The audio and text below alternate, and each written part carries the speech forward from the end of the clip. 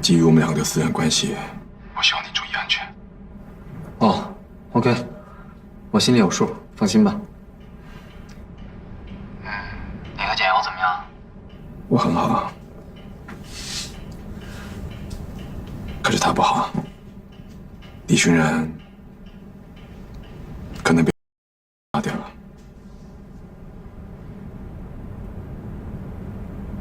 哦，那你帮我问候一下他。好的。景言，我知道你查案很忙，但是你身为一个男朋友呢，要尽量的多去哄哄他，去陪陪他。怎么哄啊？也是啊，看着自己最心爱的女人悲愤万分，哪怕是天才也会有黔驴技穷的时候。不可能。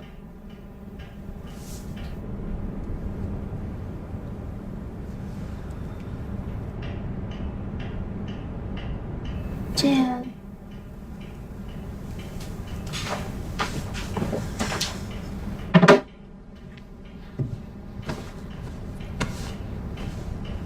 没事吧？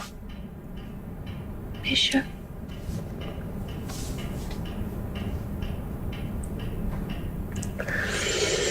要不要吃糖啊？你是小孩子啊？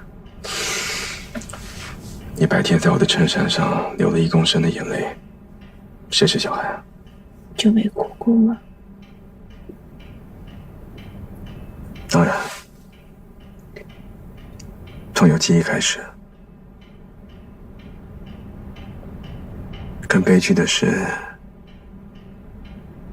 从我孩童时期到现在，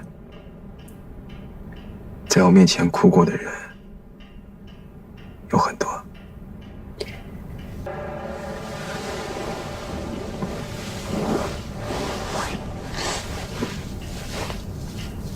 我想跟你说说我小时候的事。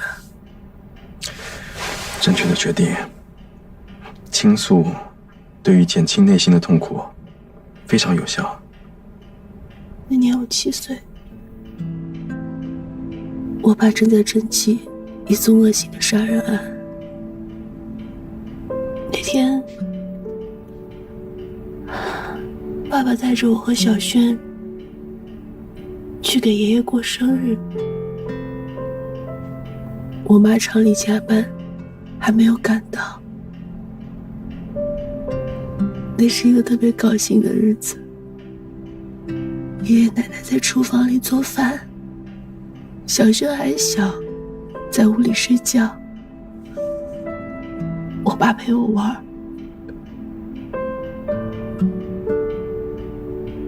后来那些人就来了，爸爸把我藏在柜子里，拿沙发抵住，他们开了很大声的音响，我怎么叫都没有用，直到我后来被救出。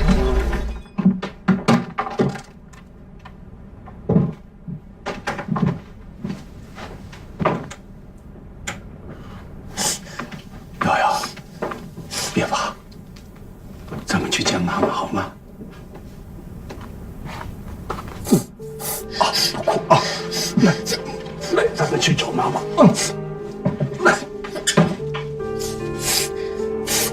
来，瑶瑶，不哭，不哭，好孩子，不哭。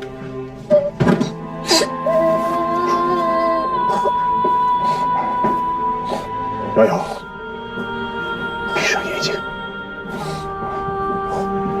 听话，闭上你的眼睛。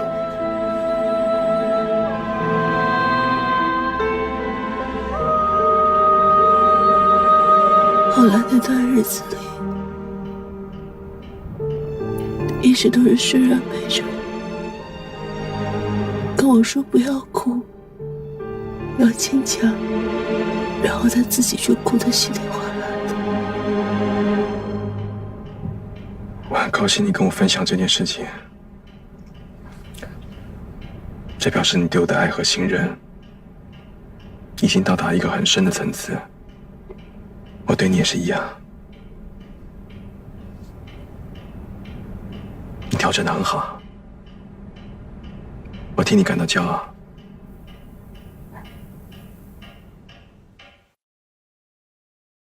整个仓库已经炸塌烧焦了，目前已经找不到什么有价值的线索了。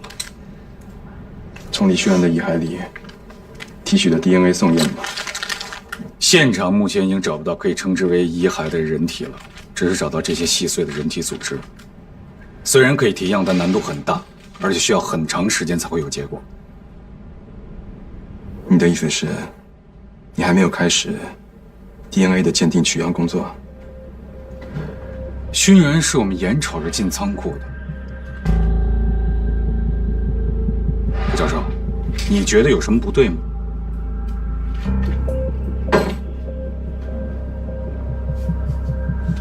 这块手表虽然损毁严重，但表链上大扣的位置并没有变形。如果是戴在李轩然的手腕上，在爆炸时被炸飞的时候，应该是处于被扣紧的状态。会不会是鉴证组的同事不小心解开的？大扣扣针的周围黑得非常均匀，没有失扣按开的痕迹。我敢肯定，在发生爆炸之前，这块手表已经从他手腕上被解下来了。熏然是进去劝说钱军的，他怎么会有时间解开自己的手表？立刻提取样本，送到江州的实验室做 DNA 化验。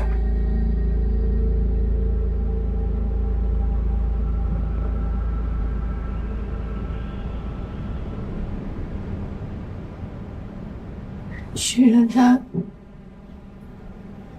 是不是还有可能活着？不，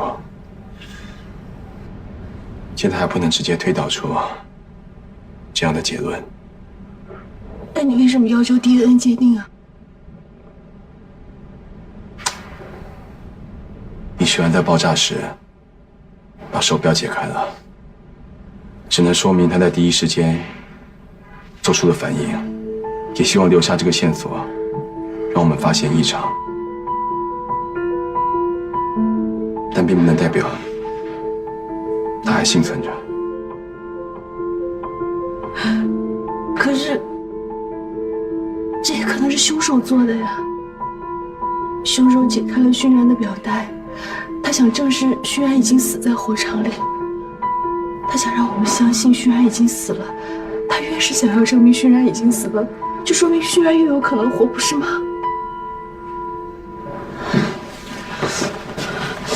你听我说，当时那么多人看着熏然进了仓库，没有必要利用一块表来证明他还活着吧？好吧，好吧。我一般来说，不提前做这么乐观的推论，也许还有另外一种可能。什么？凶手确实带走了李熏然，而且他确实偷偷地留下了手表。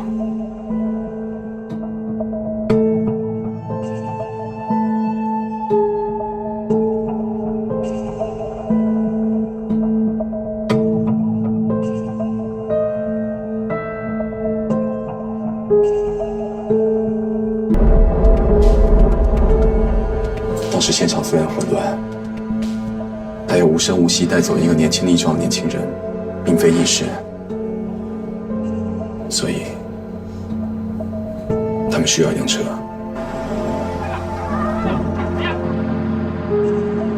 也就是说，如果火场周围有合适的监控摄像，我们也许就能找到那辆车。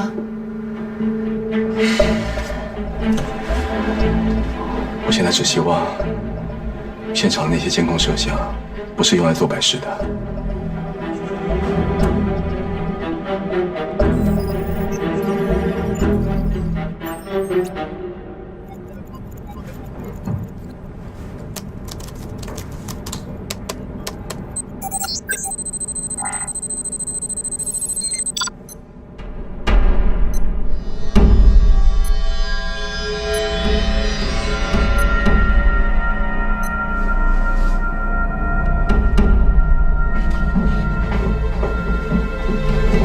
好，回这绕。仓库那边和大门口的监控录像拿到了，就在这里边。嫌犯的车型很可能是台 T51，不是小型轿车。他会亲眼见证爆炸，但是不会停留太久。所以，爆炸后10分钟之内离开的车辆最为可疑。知道了，我们马上查。郭大校，您得看看这个，这是案发现场刚刚发来的照片。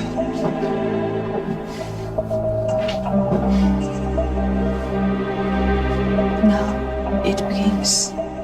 现在开始。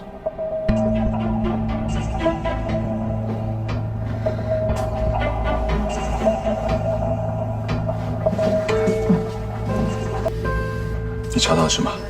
纵火受害者上了那个自杀论坛的神秘 ID。午夜青蓝，我已经锁定了他的地址。什么地方？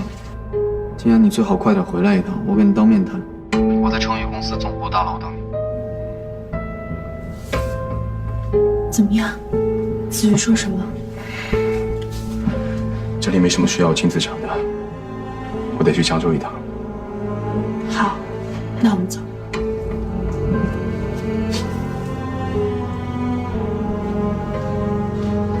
怎么了？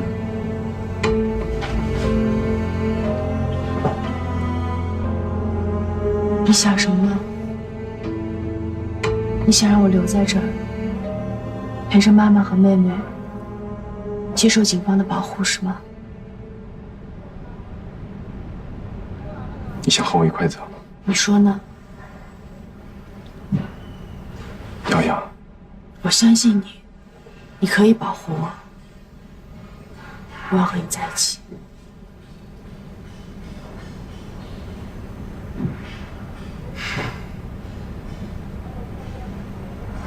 好。子玉，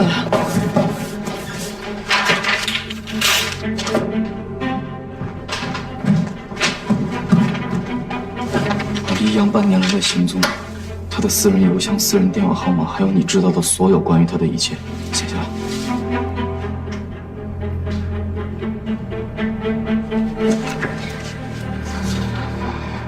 子玉，对不起，都怪我，都是我的错。我不应该一面和你交往，一面听从家族的安排和易阳订婚。可是你当时陪金阳回国看病，真的没办法去。李小姐，你千万不要误会，我追查李易阳纯粹是因为案件的需要，和你我幼稚的过往没有半点关系。我更加不会因为你的利益婚姻而产生了嫉妒之心。一个正在用最残酷、最血腥的方式去追踪和伤害我的同伴，而我怀疑李易阳，你的未婚夫和这个人有直接的联系。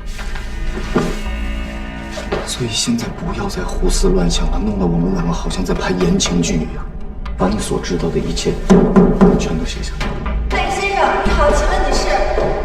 先生，先生，哎，先生，请问你是？先生。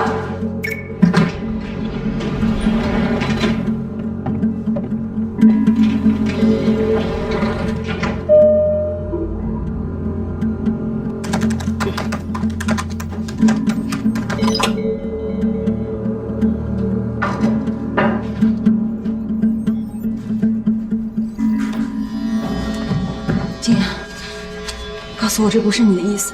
我知道易阳跟你们不一样，他风流浪荡，只知道贪图玩乐。可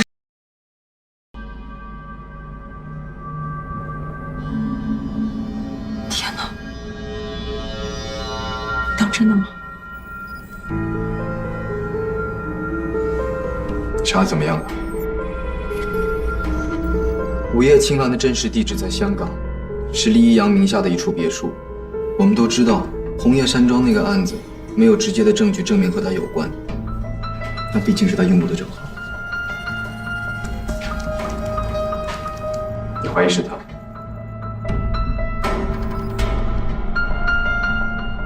我一直就觉得很奇怪，当时 Tommy 抓住你的时候，怎么会掌握了那么多你的个人情报？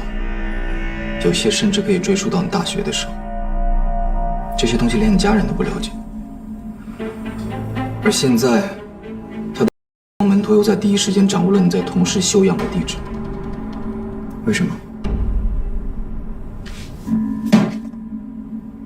因为我都是从我这说出去的。这什么意思？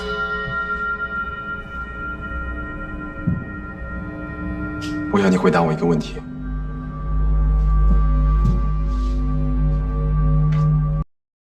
问过你，你又和厉阳朝夕相处。我现在要你仔细回想，你的未婚夫在日常有没有任何的异样？你是否发现他们有相似之处？不可能！你怎么会这么想？你确定没有任何的不对劲？没有。我承认我们俩工作都很忙，我不一定了解他所有的事情。可是你也说了，我吻过我，难道我连自己的未婚夫的吻都分辨不出来吗？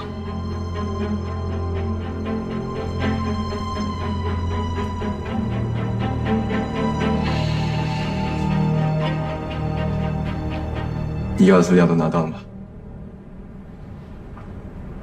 走吧，去香港。金阳，我的话你听明白没有？我是你姐姐。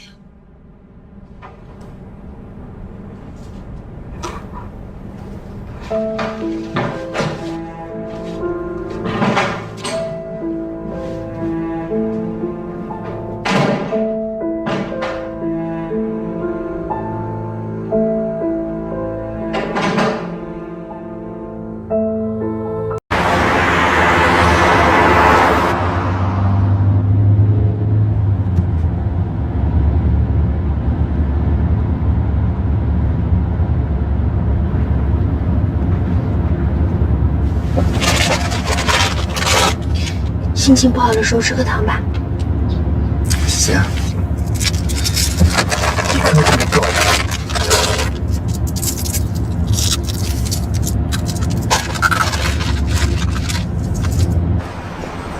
迄今为止，厉阳的嫌疑还是最大，但不能就此下结论。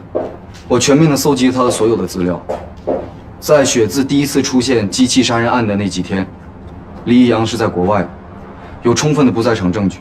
关于家庭背景方面，我也查了一下，虽然富有，但是不代表他幸福。他的父亲在国外有几个固定的情人，他在高中的时候就被送去寄宿学校了。我认为不是他。为什么？我的女神探。尹子琪说的有道理。如果厉一阳就是那个他，那他在吻他的时候，他就会发现了。多么奇异的结论！从一个吻就能分辨出不同人吗？除非厉一阳有很严重的口气，否则只要改变接吻的方式，我想尹子琪就会难以分辨。可我还是觉得 OK， 我们证明一下。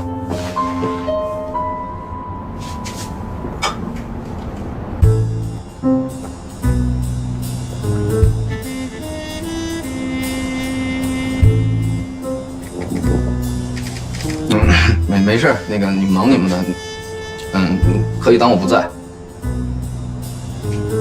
这都是你从哪本书上学的？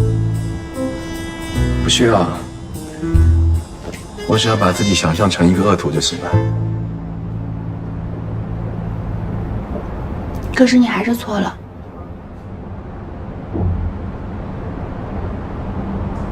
你每次接吻到最后都会习惯性的从下往上勾一下我的舌头，刚才你也下意识的做了这个动作。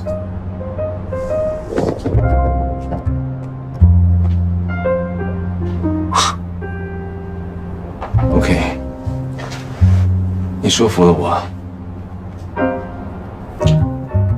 尹子琪和厉一阳相恋多年，他们彼此熟悉。可能更胜于你我，但这不能有力的证明李阳就不是那个他呀。这么说不自相矛盾了吗？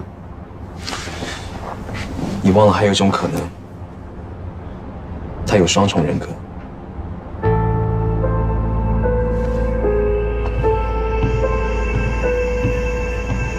抛开厉一阳，我们先把他当成一个身份未明的罪犯来分析。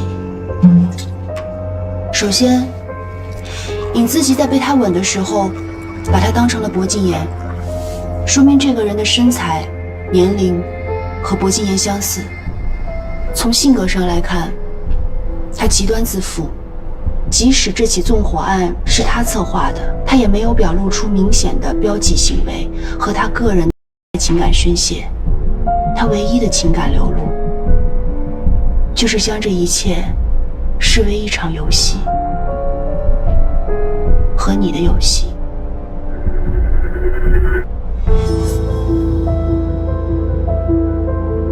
可是，他的目的是什么？他并没有进攻于你，难道他的目的是要战胜你？因为他是同大，或者是追随者？不，我已经确认他和Tommy的关系了。他是Tommy的精神导师。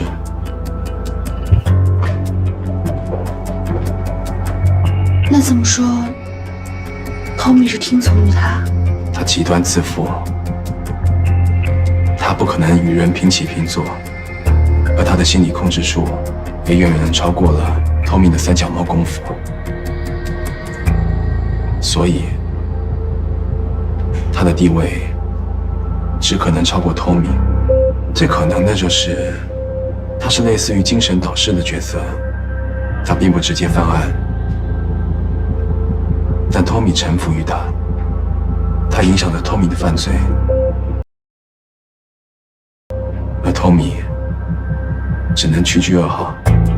现在看来找我的目的也很清楚了，他征服的欲望已经大过于复仇了，因为我亲手将他的弟子送进了监狱。那我们接下来该怎么做？既然已经清楚他的动机了，就可以采取主动措施。我会尽快回美国一趟，跟Tommy谈谈。也许Tommy才是所有的根结所在。喂，你好，吴队长。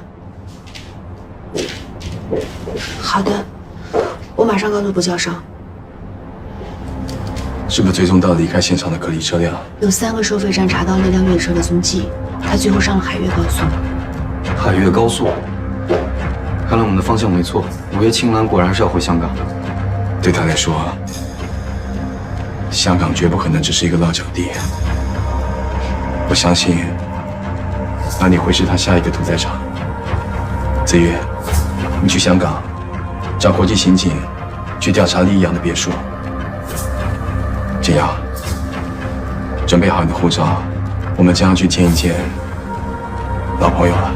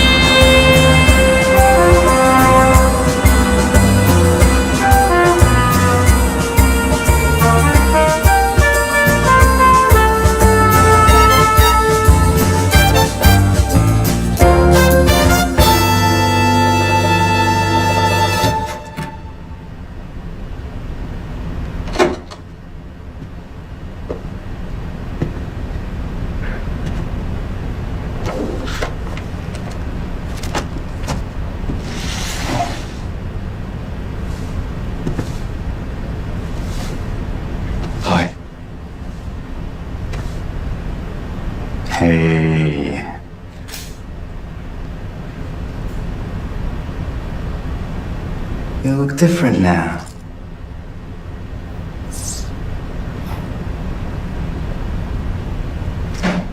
There's a woman's smell on you. I want to meet her. I will tell you who you're looking for if you let me meet her.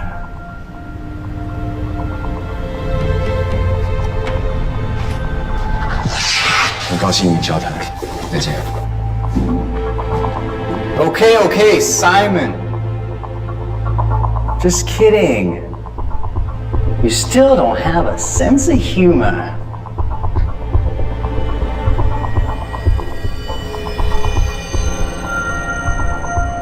Tommy's nervous. Simon's taking advantage. He'll get him to talk. 不要挑战我的耐心。不要忘了，你从未战不过。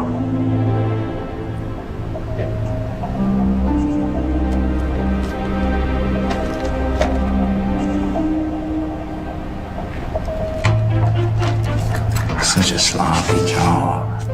的确，你见过这种编码方式吗？ He loves number games.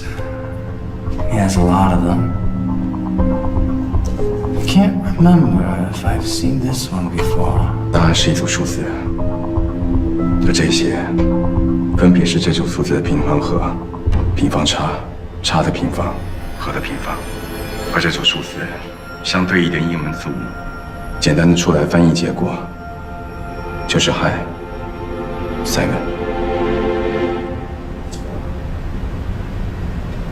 What a perfect and simple way of encoding things. 为什么要围绕平方编码？有什么特殊意义？ He always likes the idea of squares because it represents him and me. Simon, that's a way of saying hi to you.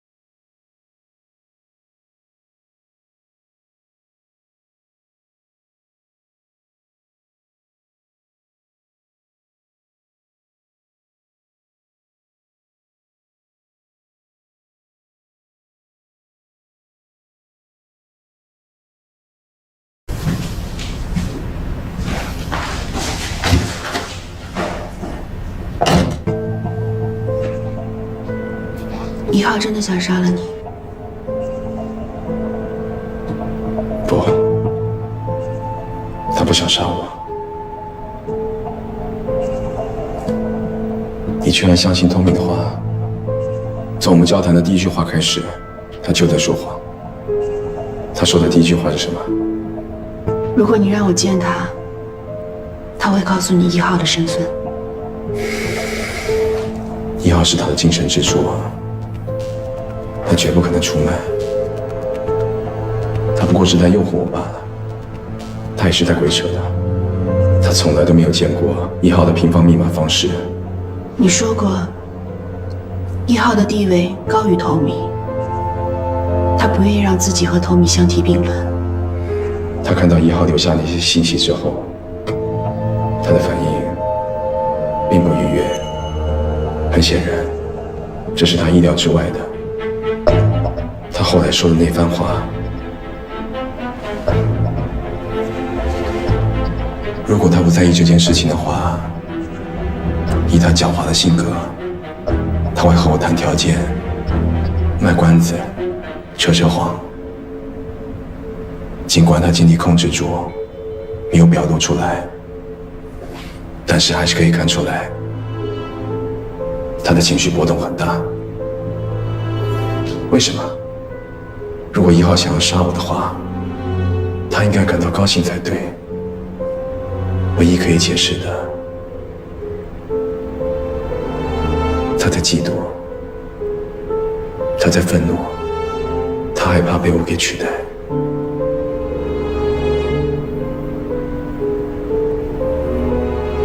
Seems what Flower Cannibal really wants is to turn you into his new crime partner.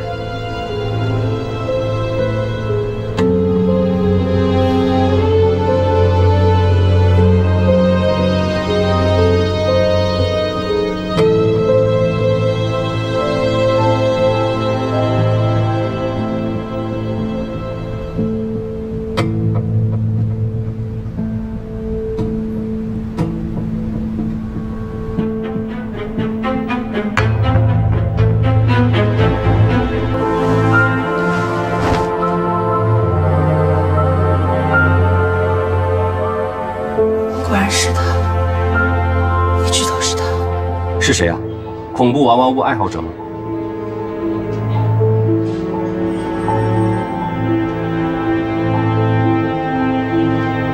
？You will be with me。谁将与谁在一起？在我们处理的其他案件中，他仅仅是在幕后操纵，而这些受害者却是他亲手绑架的。他已经准备好要面对我了。直接面对你。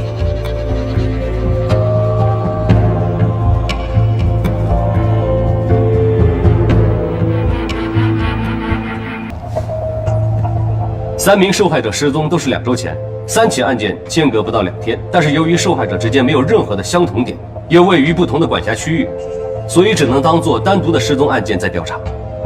诸位，我想大家都知道。失踪者超过2周，生还几率非常低。但是没有确凿证据之前，我们只能假定这3名受害者依然还活着。不用了，他们都已经死了。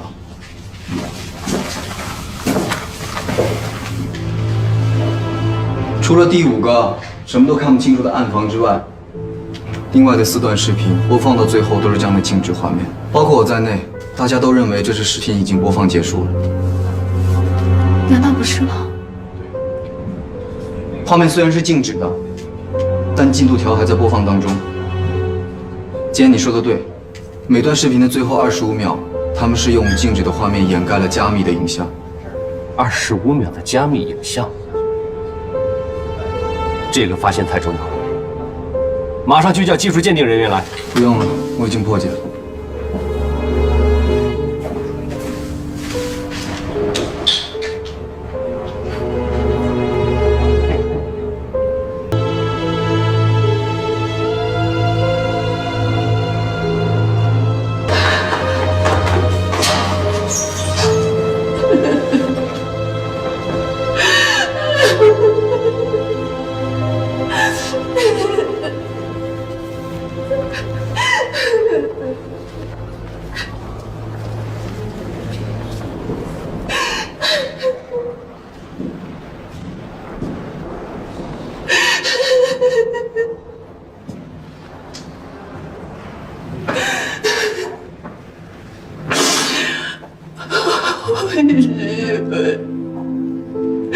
小学员没有死在火场，就算被他们带走了也好，至少我还有机会把他给救回来。但是，我看到那些受害者他们那么残忍，那么痛苦，我没有办法想象。如果血液在他们手里，我会遭受什么样的折磨？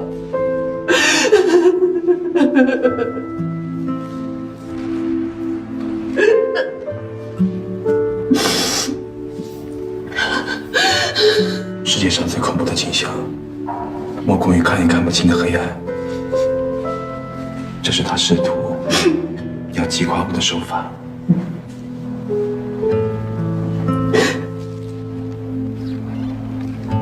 简瑶，你不能被打败。如果你输了，我又能怎么赢呢？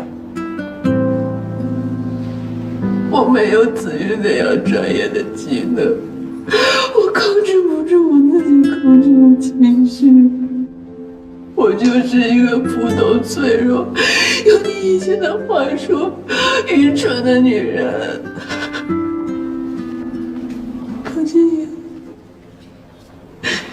你还需要我吗？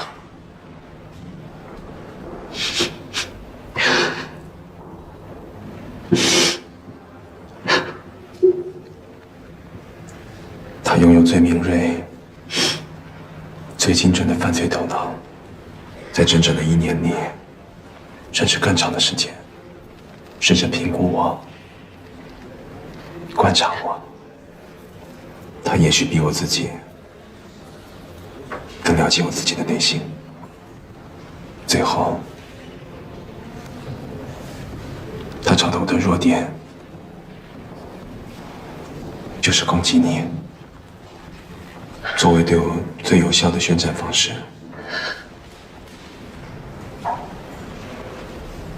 简瑶，正是因为我需要你，你才会遭受到攻击。你会怨恨我吗？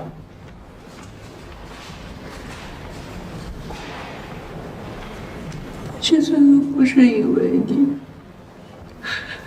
是因为他本来就是来自地狱里魔鬼，我害怕的是，我不但没有帮到你，反而拖累了你。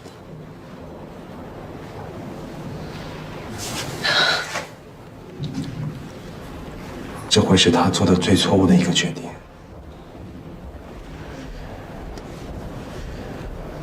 他以为你会让我软弱、胆怯，但事实上，你在我的身边，只会让我自己感觉更强大、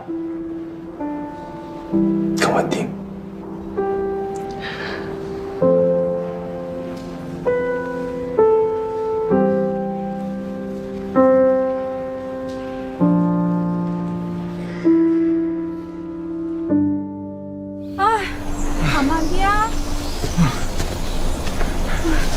好攰，喂，小心小心！你做咩要揀呢條路啊？喂，我都唔知喎，第一次行，喺邊休息下先。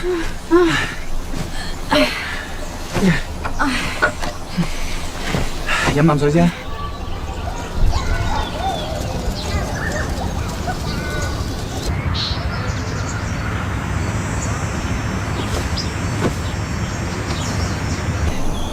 唉，唔該。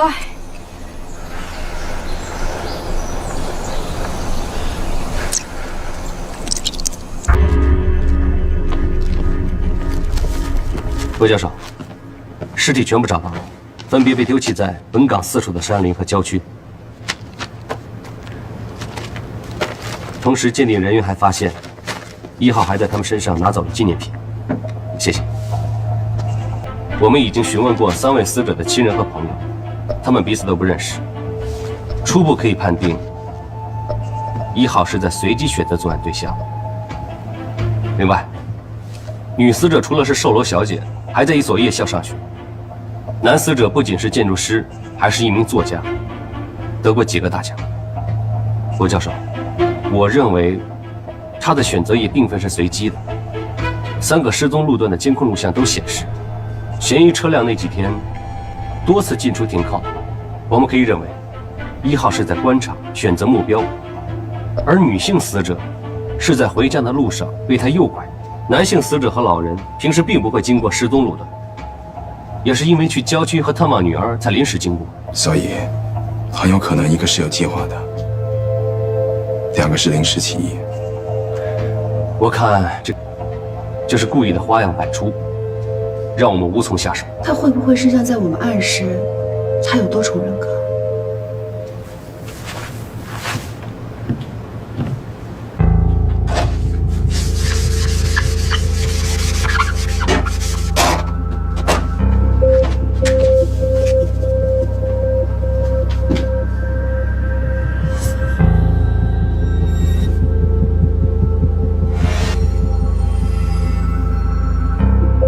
？3个人，有3个排列组合方式。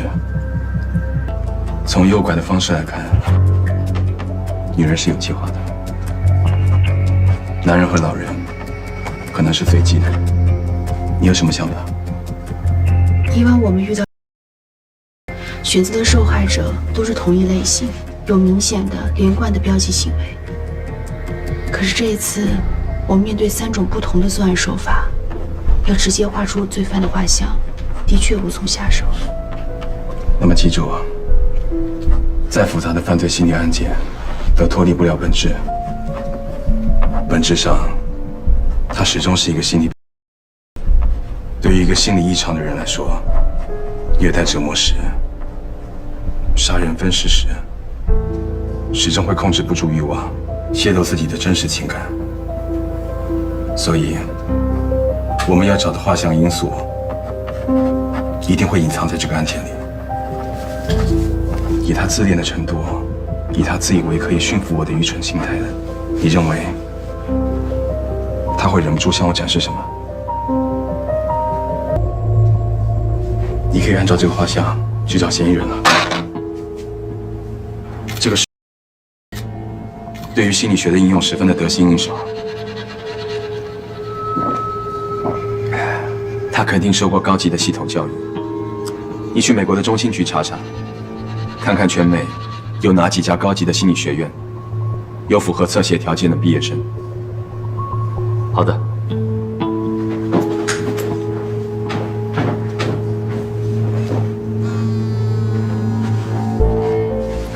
子玉，尹子琪已经赶到香港，以李阳未婚妻的身份正式报警，声称她失踪。你和我都见过李一阳，虽然不能确定他和这个案子有没有联系，但肯定的是，他不是。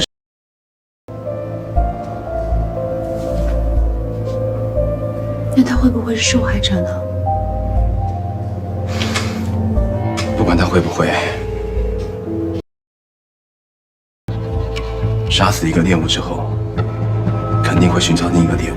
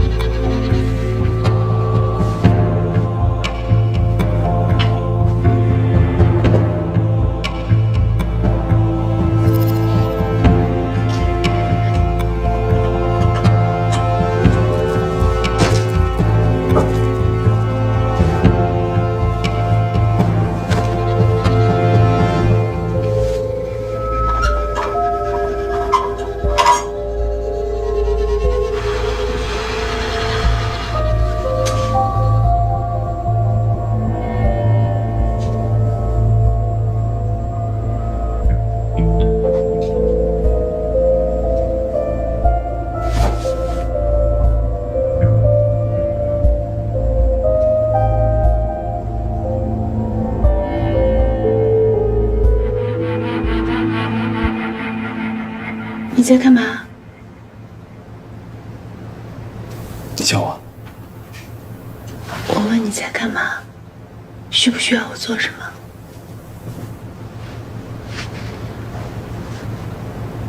你回房睡觉，睡醒之后穿得漂亮点。为什么？我要保持状态，每个参数都要调整到最好。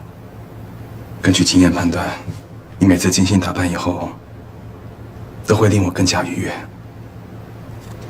我的思路也就更加敏捷。好，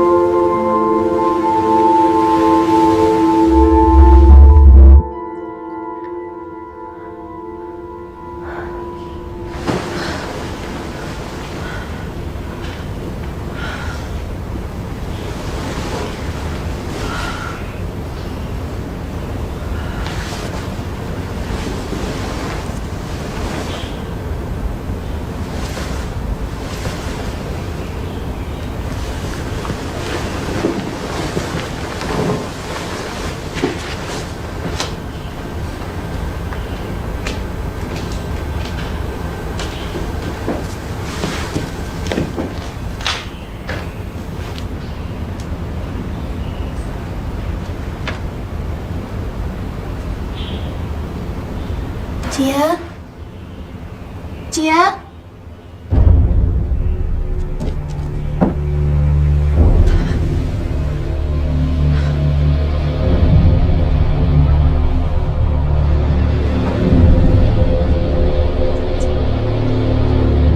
什么事？你在哪儿啊？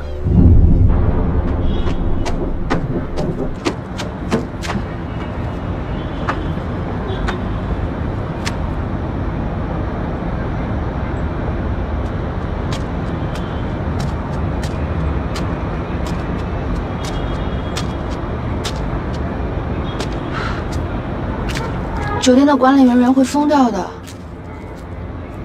你怎么跑这儿来了？这里安静，有利于思考。你不会一整夜都没睡吧？太顺利了。现在的关键是，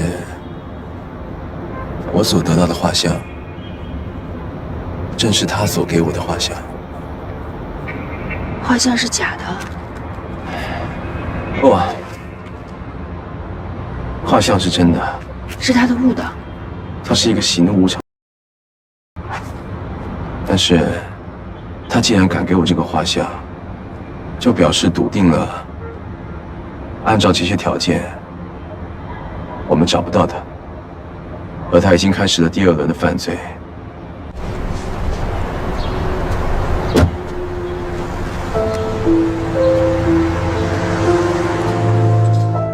而我就输了。多么精妙的一个犯罪计划！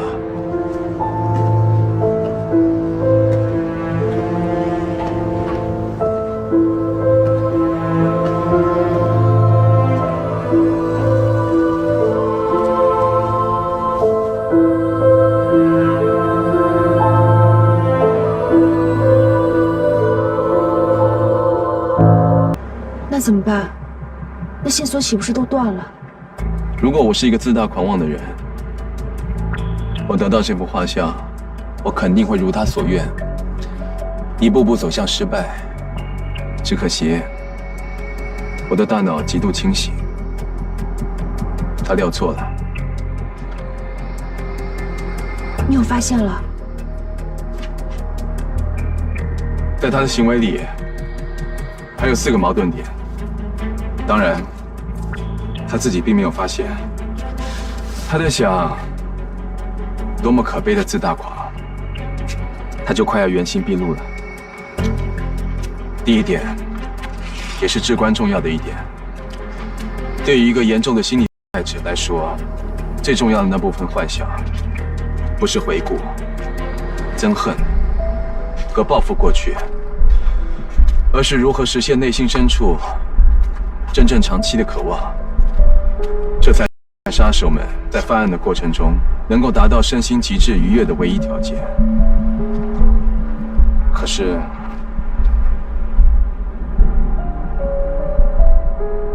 ，1号把这一部分藏到哪里去了呢？的确，在杀人机器案中，孙勇幻想成冷血杀手。可是，1号的渴求是什么呢？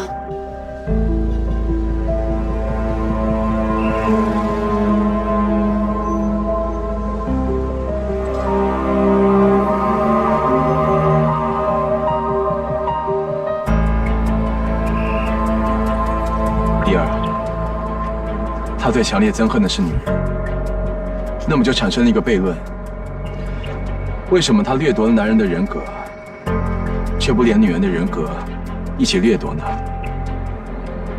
第三，虐待男人的期间，他为什么用胶条封住男人的嘴？因为他不想听到男死者的声音。所有的行为，哪怕是连他自己都没有注意到的行为，一定都有原因。他为什么单独不让青年男死者发出声音？现在的确疑点重重。第四，为什么拿走老人的一缕银发？如果是象征着对死亡的生命的主宰，鲜血或其他器官会令他更兴奋的话，他为什么只拿走一缕柔软的头发呢？因为银发给人的感觉是一种岁月沧桑、比较柔和的情绪。精准。最后一点，他在杀人之后，为什么把3个受害者连同一个洋娃娃摒弃在相距甚远的不同地点？如果那都是他憎恨以及想要摒弃的，他为什么不一起扔掉，反而大费周折呢？不言而喻，这3个受害者之间肯定有着必然的联系，只是我们目前还没有发现。我们现在能做的是回到第一步，对受害人的行为分析。怎么了？没什么。根据你的要求，我们把3位受害者的家属全部请来。只是我不太明白，我手下的人查了个遍，对3位受害者并没有任何关系。郭教授，您到底想要找什么？我们要找的是不同的东西。11号的幻想。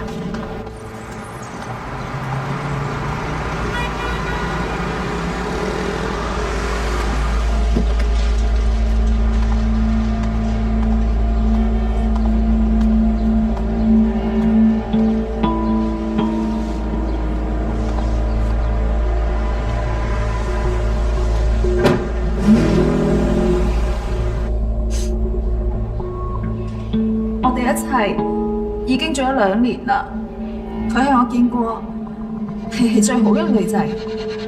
隔離鄰舍都知㗎，我老豆一世行得正，企得正，佢做咩事都冇佢心嘅。佢教書教咗一世人，自己都唔使使錢㗎，慳埋啲錢捐晒俾啲冇專讀書嘅細路。她有没有男朋友？失踪前她有什么异常的行为吗？佢曾經有過一個男朋友，不過半年前就已經分咗手啦。他經常參加慈善活動。係。我需要他資助過的所有人員名單。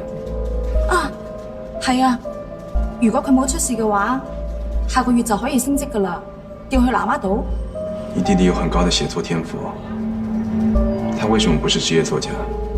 我爹哋媽咪唔係好同意呢件事，佢哋覺得寫作係一件虛幻嘅事，唔可以做謀生嘅職業，所以宇智喺大學嗰陣時就要佢選擇咗建築專業。但是他並沒有放棄寫作。宇智係一個好有恒心同毅力嘅人。舊年升學獎競爭好激烈，但係佢都係贏咗。佢係最好嘅，佢真係最好嘅。梁先生，感謝你協助我們調查，有什麼情況我會再聯絡你。好。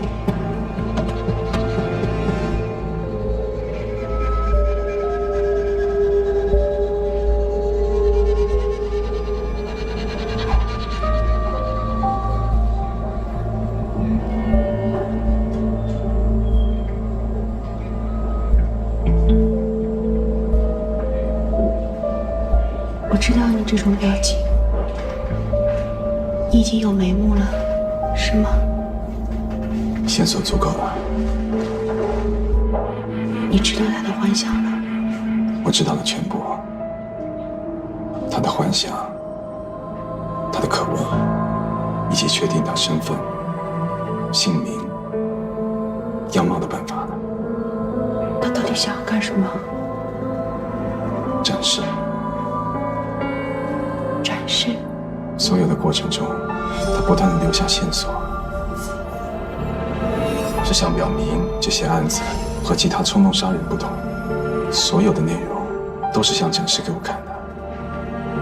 他有一種被強烈關注的需求，他愚蠢地認為所有人，尤其是我，會被他的成就給傾倒。他的人生。他的人生，正確地說，是部分真實和偏執虛妄相交織的人生。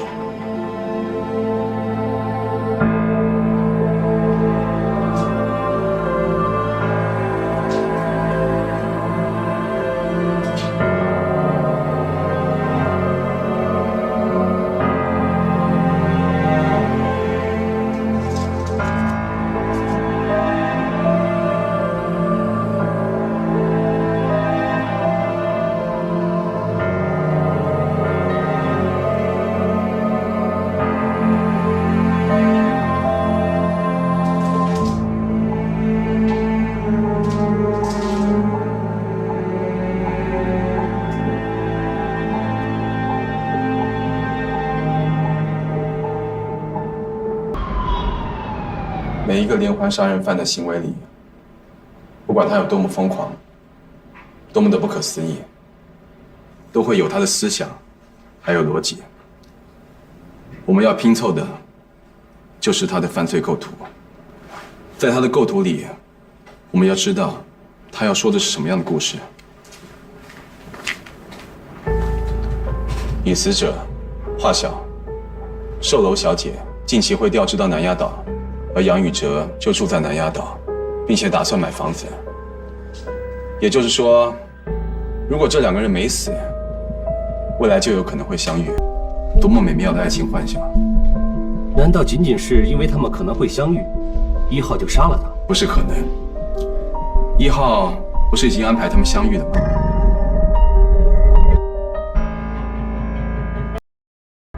确定了这两个人的定位之后，我们可以看到一个想象中的家庭：温厚包容、有引导力的长者，一位老父亲，年轻的父母，可爱的孩子。周林甫的形象对于杨宇哲来说是一个完美的老父亲。他是一个国文教师，可以从小开发出孩子的写作天赋。他宽厚、通情达理，不强迫孩子选择自己不喜欢的职业。嫌犯在想象中把自己带入了杨宇哲，设计了一个最合适他的父亲。我还是不明白，为什么他只设计了一个老父亲，而不设计老母亲呢？因为在现实里，情况恰好相反。嫌犯从来就不曾拥有一个父亲，只能靠自己的想象。在他的生活中，真实存在的是他的母亲。很明显，对于这个母亲，他充满了恨意。在任何代表母亲的角色面前，他只能自动退化成幼儿，从来都未曾成年。当然，也不需要想象出更加年长的母亲。当他面对杨宇哲的时候，他把成年的自己带入了进去；而面对华晓时，他又把幼年的自己带入了进去。所以，华晓既是完美的伴侣，又是儿时他曾经想要的妈妈。有了这个幻想以后，其他所有的疑点都有了解释。他为什么只掠夺男人的人格，只鞭笞女人？他为什么拿走老人的银发、洋娃娃的双手，还把他们扔到一个相距甚远的地方？因为最终，他想从幻想中解脱。回到仇恨里，他狠狠地抛弃了他们，而后开始新的一轮幻想，寻找新的受害者，组建新的家庭。仅凭借这些不存在的东西，完全凭借自己的幻想和联系，他就能杀了3个不相干的人。对于心理扭曲的罪犯来说，已经足够完成一个丰富的幻想。为什么纵火案之后，他会偷渡离开大陆，来到香港？2015年，全港华语科幻星河奖颁奖典礼就在他返港的第2天举行了。他当时长途跋涉，应该就是为了参加这个颁奖典礼。我马上去查一下参赛者的名单。不用了，我已经让子玉去做了。我编写了一个特殊的小型搜索引擎，可以自动搜索和筛选近10年来地区及以上各类文学赛事的资料，包括……请你只说结果好吗？符合你侧写的总共有7个人。7个嫌疑人太多，我们并没有那么充足的排查时间。但是你给我的资料实在太有限了，如果想要缩小范围的话，我还需要更多。把杨宇哲的影像再放一遍。其他3个被害时并没有被封住嘴，为什么杨宇哲的嘴却被封住了呢？因为杨宇哲认识他，又或者说，杨宇哲知道他使用过某个身份。7个符合描述的侧写中，有谁是最有可能和杨宇哲有过交集的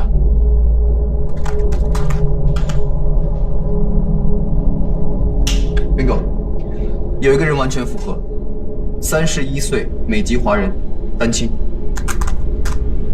梅君远2015年科技星河奖，杨宇哲得了金奖，他是第2名。这是他参赛时提交的护照、简历和其他资料。